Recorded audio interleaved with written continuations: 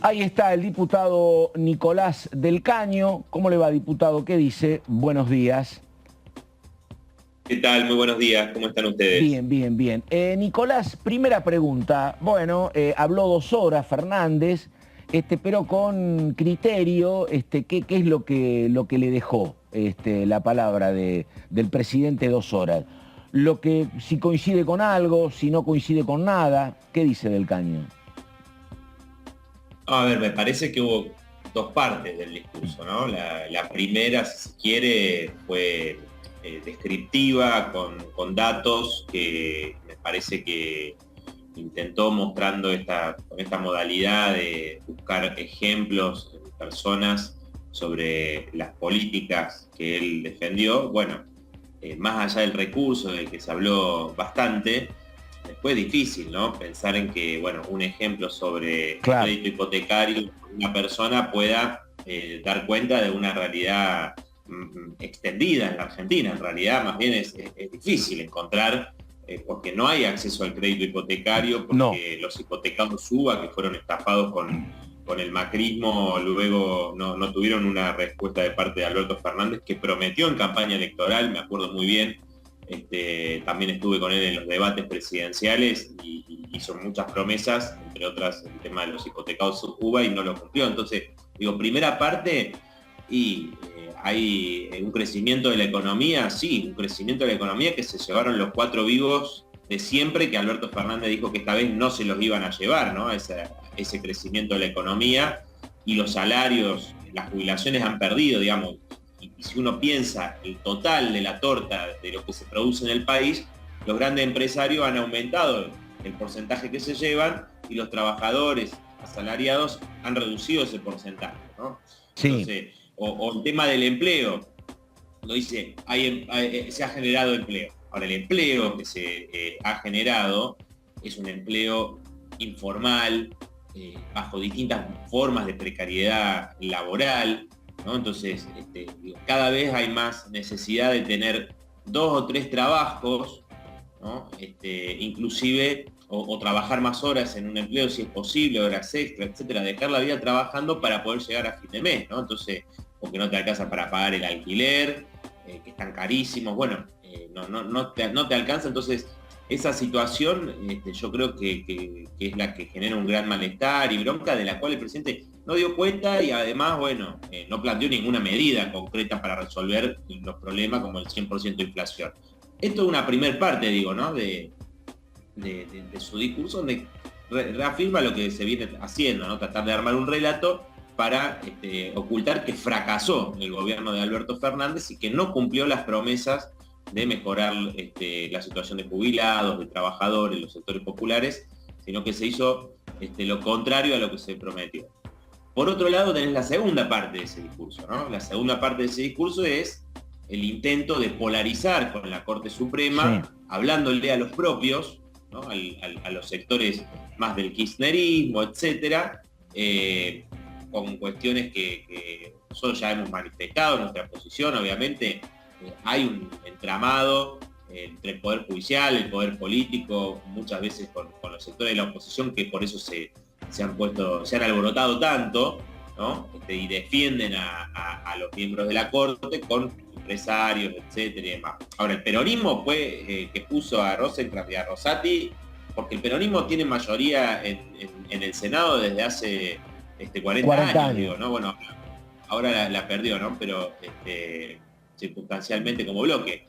Pero digo, son los que pusieron a esos jueces, entonces no podemos decir, bueno, y en realidad Alberto Fernández, ¿qué pretende? Pretende una corte más afín al peronismo.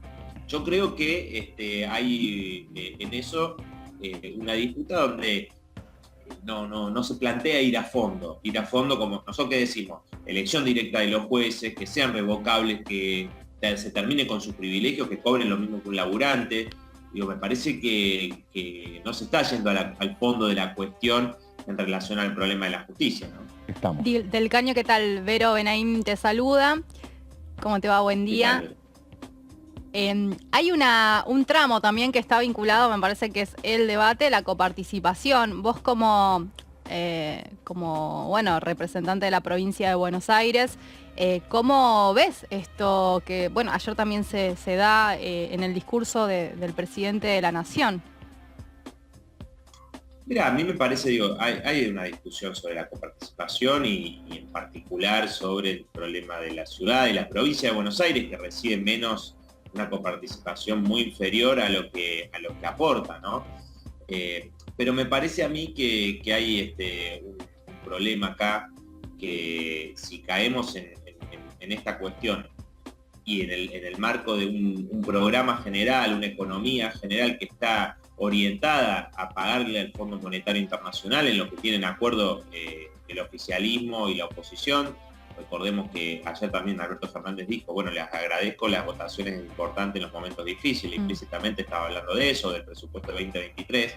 Es decir, si la discusión es cómo se redistribuye esta coparticipación en el marco de escasos recursos, porque la mayor parte se lo fugan, porque la mayor parte se paga en deuda, bueno, es una discusión que a nuestro entender, digamos, no va a encontrar una respuesta hacia las grandes mayorías trabajadoras, ni de la provincia de Buenos Aires, ni de la ciudad de Buenos Aires, ni de Córdoba, Santa Fe, Mendoza, Tucumán, etcétera, ¿no? Me parece que obviamente hay una cuestión a discutir porque, insisto, la provincia de Buenos Aires recibe mucho menos de lo que aporta, y eso es un problema, digamos. Ahora, el problema es que cuando se plantea una coparticipación y se redistribuye es sobre la base de que hay cada vez más ajuste. Digo, las provincias, ¿no? Las transferencias a provincias fueron más ajustados en el 2022 y en lo que se plantea como uno de los mayores ajustes hacia el 2023. Además de la seguridad social, que plantea un recorte de 600.000 millones de pesos, diputado, por parte del presupuesto 2023. Pero digo, tengamos en cuenta esto para no caer, ¿no? en estas peleas que después no te resuelven los problemas de las mayorías trabajadoras, porque la orientación social, económica, política de quienes nos han gobernado durante todos estos años, hoy está orientada en ese sentido, ¿no? En cómo achicar, cómo recortar para pagarle al Fondo Monetario, para pagarle a los especuladores privados, una deuda ilegítima. Eso también el presidente, insisto con esto, promesas electorales, como las que se hicieron, diciendo que iban a investigar, etcétera. No se investigó nada, y se pagó a libro cerrado la deuda, se hicieron denuncias judiciales que caen en saco roto, pero no se desconoció esta deuda, obviamente, y se lo dijimos en el 2019. Si se paga la deuda va a ser con el hambre del pueblo, y eso es lo que está pasando. Diputado, ahí justo con lo de seguridad social me daba el pie, Nicolás Márcico lo saluda, porque me pareció un dato interesante observar y a destacarlo incluso, el acompañamiento que hubo sobre esta ley aprobada de moratoria previsional por parte de la izquierda. Todos los diputados alineados en ese sentido, fueron importantes también esos votos para sumar el número de 134 que le da la aprobación. Así que por un lado preguntarle también, porque digo, bueno, ahí algo igual se está buscando hacer, se buscó hacer, cómo observa esta ley que acompañaron, y después por otro lado lo llevo también para el terreno del juicio político a la Corte Suprema de Justicia y esta comisión que va a marcar agenda 2-3 meses más por lo menos. ¿Cómo lo va a acompañar? ¿Cómo lo está observando la izquierda? Bueno, mirá, con respecto al tema de la reforma de la moratoria previsional, lo dijimos el otro día, ¿no? Es decir, son 0,3 aproximadamente del Producto Bruto.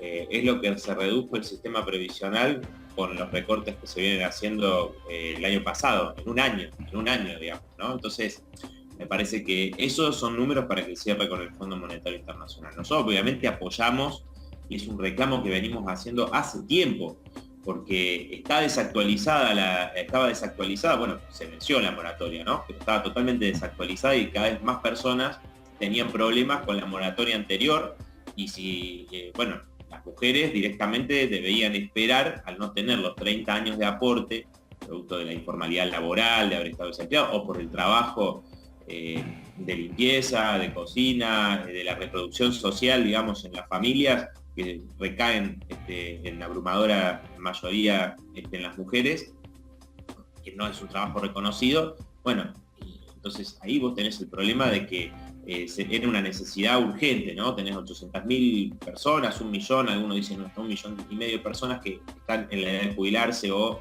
están cerca de jubilarse, que no van a poder no podían hacerlo sin esta moratoria. A lo sumo tenían que esperar la PUAM, ¿no? Pues decía las mujeres, que no jubilarse a los 60, sino a los 65 acceder a la PUAM, que es el 80% de la jubilación mínima, ¿no? La jubilación mínima de 58.000 pesos sin el bono, ¿no? Porque la PUAM no se calcula con los bonos. Entonces me parece que ahí está claro, era una necesidad. Sin embargo, nosotros hemos sido contundentes en reafirmar que esto no va a resolver los problemas de fondo, tener una jubilación mínima de indigencia, porque la mayoría de los jubilados reciben la mínima y la jubilación es de indigencia. Entonces, si vos no vas a los problemas que hacen a restituir los aportes patronales, que Caballo redujo al 33% en los 90 y ningún gobierno los volvió a establecer en esos niveles. Si vos no formalizás a las trabajadoras y a los trabajadores, bueno, una serie de medidas para lograr verdaderamente una jubilación mínima que cubra el costo de la canasta básica de un jubilado. Hoy es un tercio, o sea, una jubilación mínima cubre un tercio de esa canasta, muy por debajo. Entonces, aumentos de emergencia para ir llegando a ese piso y a partir de ahí, bueno, el 82% móvil para un trabajador de sus últimos salarios como trabajador activo. Porque tengamos en cuenta también esto, ¿no? Cuando vemos que la tasa de sustitución, es decir, lo que vos estás cobrando hoy como trabajador, pasa a ser el 50% al otro mes cuando te jubilaste, ¿no? Entonces, bueno, por eso mucha gente sigue haciendo changas o teniendo un trabajo, etcétera, no porque no quiera disfrutar después de haber trabajado toda una vida, sino por una necesidad, ¿no? Entonces, bueno, Nicolás, por el lado del juicio político, nosotros hemos sido claros, nosotros creemos que hay motivos para cuestionar a los miembros de la Corte, bueno, el 2 por 1, hay múltiples motivos. Sin embargo, bueno, sabemos que hay un uso político de parte del gobierno, como les decía, ¿no? O sea, quiere una Corte un poco más afín a ello y no están cuestionando el sistema de fondo, ¿no? Nicolás, una consulta y apelo a tu sinceridad. Por supuesto que los consultores se pueden equivocar, ¿no? Pero la verdad que uno habla permanentemente con varios y me merecen respeto y todos te dicen que el tema Milei no es un fenómeno transitorio, que incluso hay un voto libertario en la provincia que va más allá de quien sea, porque Milei nada indica que sea candidato en la provincia de Buenos Aires. Dice, y ojo, que si hace una buena elección, puede ser que gane Kicillof, si no, no. Porque bueno, los votos irían para el PRO, te dicen, y acá a nivel nacional algunos te dicen, mirá, es muy difícil el escenario de determinar cuáles son los dos sectores que van al balotaje. Pero supongamos que estén equivocados. Igual hay un fenómeno en los jóvenes, por todos los trabajos que uno ve, que están entre la decepción o en la militancia libertaria. Por supuesto que puede haber gente que opta por la izquierda y gente que opta por el peronismo. Pero vos, ¿qué decís de este fenómeno? ¿Cómo lo ves? ¿Tiene que ver con cuestiones globales, con olas derechistas en Italia, en Europa, con Bolsonaro? ¿Tiene que ver con un fenómeno nacional? ¿Qué es lo que ven ustedes del Frente de Izquierda? Bueno, primero me parece que se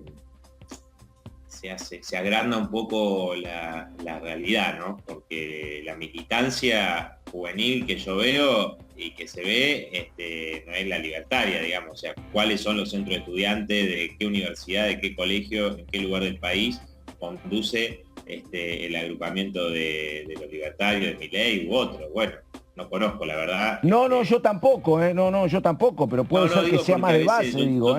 Sí, creo, las encuestas, a veces, las encuestas, que en el 2021, por ejemplo, donde la lista del Frente de Izquierda que yo encabecé en la provincia de Buenos Aires obtuvo más de 600.000 votos, el 7% de los votos, en el mes de marzo, que estamos más o menos ahora, marzo, bueno, hace 2 años, las encuestas nos daban el 1%. A nosotros y los libertarios tenían el 15 o el 20, digamos, en las encuestas. Y sacaste el 7. Digamos, y ellos sacaron el 7,2. Claro. O sea, te quiero decir que hay que tratar de ver una parte que es real, que es, hay una bronca y un descontento muy importante con ambas coaliciones políticas que gobernaron todos estos años, y esa bronca, un sector, bueno, trata de expresarla a través de Javier Milei, que no es que coincidan con las ideas, por ejemplo, de dolarizar la economía. Bueno, muchos quizás lo ven como una idea buena, pero no la conocen. O sea, cuando se enteran que no hay dólares en la Argentina, que una dolarización implicaría previamente a eso una mega devaluación del 1000%, o sea que tu salario, si hoy no te alcanza, te va a alcanzar muchísimo menos, ¿no? Y sería una catástrofe social y económica una dolarización en la Argentina, o por ejemplo que quiere las jubilaciones privadas, por eso fue el jefe de la FJP máxima, ¿no? En su momento, pero ya fracasó eso. Bueno, en Chile, explotó Chile en el 2019 contra ese modelo, o que quiere privatizar la educación, la salud pública. Bueno, ni hablar de la venta de órganos, etc. Yo creo que no hay una adhesión a esas ideas, digamos, ¿no? De la gran mayoría de la gente que hoy dice, bueno, sí, lo puedo votar a Milei. Yo creo que la izquierda tiene el desafío de poder, en primer lugar, bueno, convencer a toda la gente que nos acompañó en el 2021, recuerden, por primera vez después de 20 años, con el Frente Izquierdo, la lista encabezada por nuestra compañera Miriam Bregman, obtuvimos una banca en la Ciudad de Buenos Aires, y el 25% que obtuvimos en Jujuy, fuimos la tercera fuerza a nivel nacional. Entonces, el primer desafío es que toda esa gente nos acompañe, ¿no? Y que le dé fuerza a una idea que es no resignarse a lo que nos están planteando, porque lo que nos plantean es ajuste de distintas maneras, ¿no? O sea, entonces es resignarse a que se siga deteriorando la salud pública, la educación pública, todos están de acuerdo en seguir pagándole al FMI, es decir, no se va a salir de esta espiral y que sigan perdiendo los trabajadores 5 años de pérdida de salario y la jubilación de manera consecutiva. Entonces nosotros tenemos que, en primer lugar, lograr ese apoyo y de ahí, bueno, ir a conquistar